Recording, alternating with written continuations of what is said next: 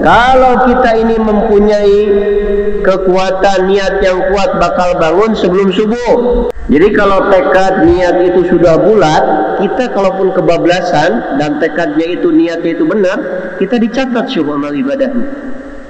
Enak kata?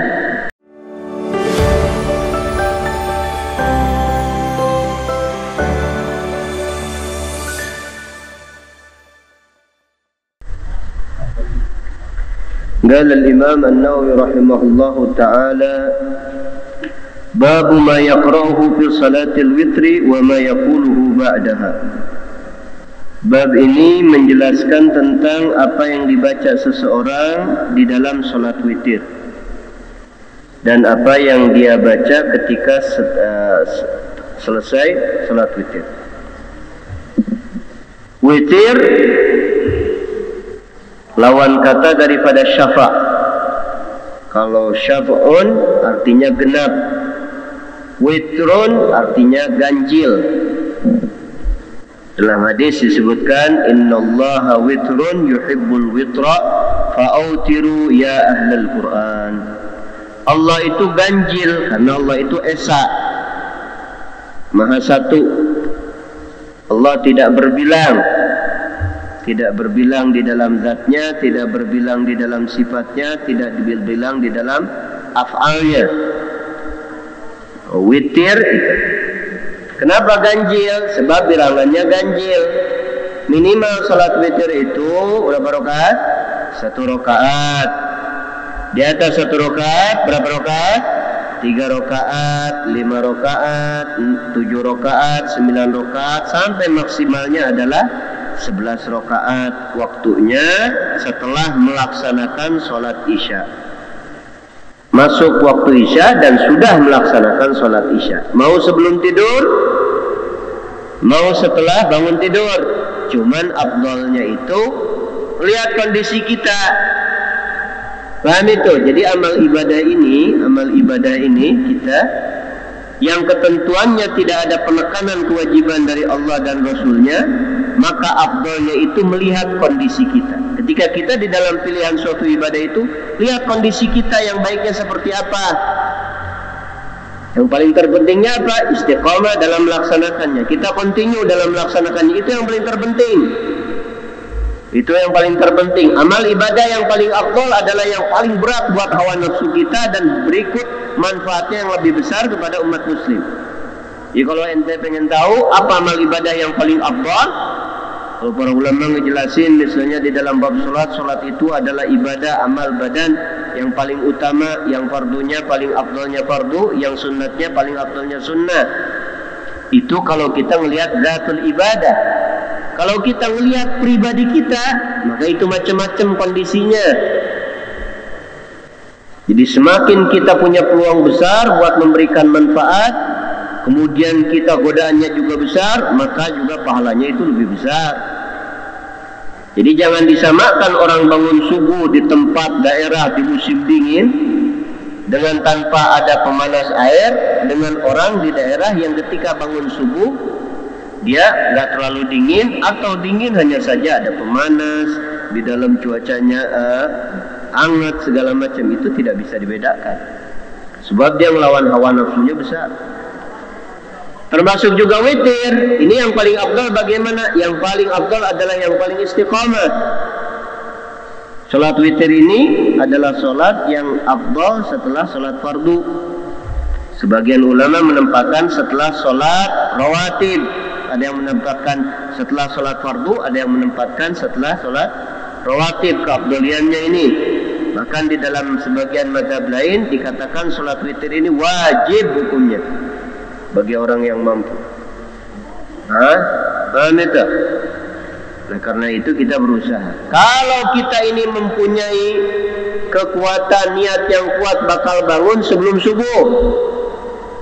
Awas nih, jadi bukan badannya tapi apanya? Bukan badannya yang kuat, apanya? Apanya tadi? Niatnya, tekadnya. Loh kenapa mesti tekad? Beda. Jadi kalau tekad niat itu sudah bulat, kita kalaupun kebablasan dan tekadnya itu niatnya itu benar, kita dicatat syukur amal ibadahnya. Enak kata? Paham ya dah?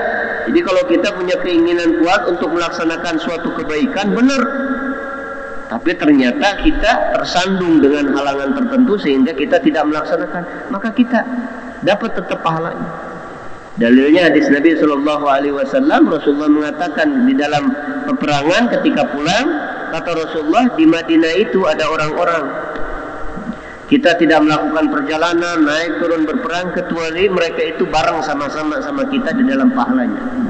Apa? Kata Rasulullah, habasahumul uzur, mereka tertahan, terpenjara oleh uzur mereka. Ada yang sakit, ada yang punya kekurangan fisik dan yang lainnya. Cuman buat ngetesnya bagaimana? Kan tadi niat benar, niat bagus, tekad yang baik. Itu niat benar dan tekad yang baik itu bagaimana ngetesnya? Ayo, bagaimana ngetesnya? Aneh kalau punya duit ya, ini semua anak-anak berangkatin Hadramut. Langsung aja, pasti malaikat lagi nyatet ya, aneh nyatetin orang-orang berangkatin Hadramut 60 juta, 60 juta, 60 juta. Berarti aneh sedekah. Hah? Kan itu 20 miliar. Gitu bukan? Nggak segampang itu. Hah? Ada ibadah kayak gitu langsung? Enggak, kata Habib Abdullah Al-Haddad. Enggak. Niat yang benar itu yang dicatat ketika kita tidak melaksanakan, tetap kita dapat pahalanya. Kita ngetesnya benar-benar niat atau tidak ketika punya kesempatan dia lakuin. Ketika punya kesempatan dia lakuin. Jadi aneh mau bangun sebelum subuh, habis itu aneh mau sholat witir 11 rakaat. Paham itu? Jadi kalau kebablasan, udah jam 5 nih. Niatnya benar tuh. Bagaimana tes niatnya? Besok niat lagi. Pas bangun ngelihat, aduh jam 3. Paham itu? Ngelihat alarm cuma dimatiin doang. Paham itu? Terus alarm nyala dimatiin lagi, alarm nyala dimatiin lagi. Maka niatnya dia itu bohong, kata Habib Abdullah Haddad. Bohong niatnya tersebut. Kenapa? Kita punya kesempatan gak dilakuin. Jadi kita jangan suudzon sama orang-orang kaya kadang-kadang.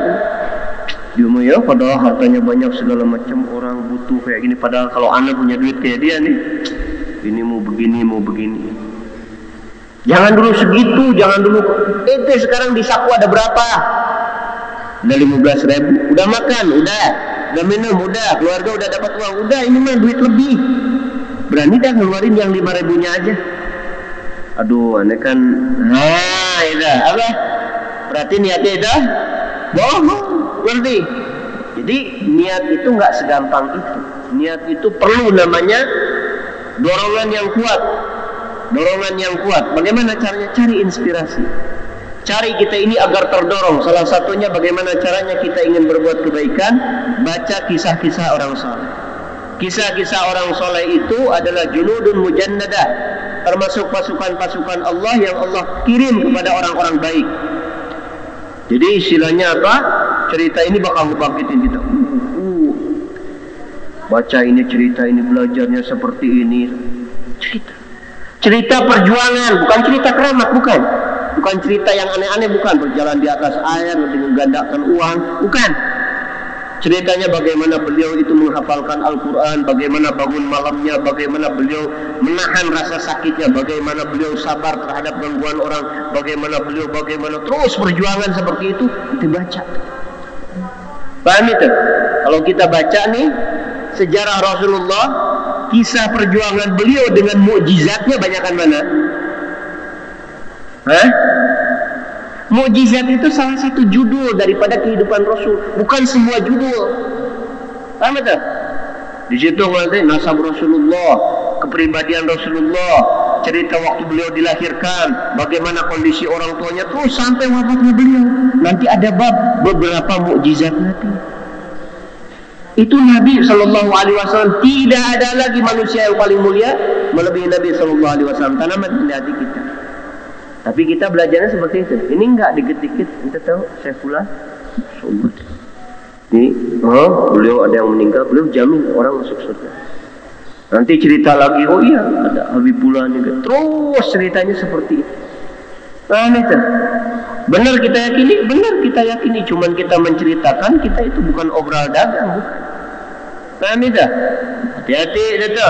Kita baca perjuangan mereka. Contohnya perjuangan ketika orang belajar banyak. Imam Nawawi di dalam muqaddimah kitab Al-Majmu' Syarah Muhadzab menjelaskan bagaimana adab-adaban pelajar, pengajar, bagaimana usaha, tata cara untuk menghafal segala macam ada beliau.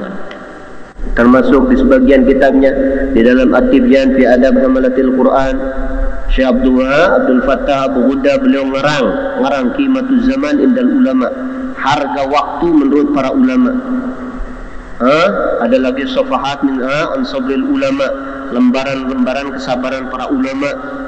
Beliau menjelaskan bagaimana dari zaman para nabi belajar itu sampai zaman-zaman beliau, ceritain semuanya, perihnya kehidupan mereka ketika belajar. Ada lagi kitab beliau kitab ini 3 nih.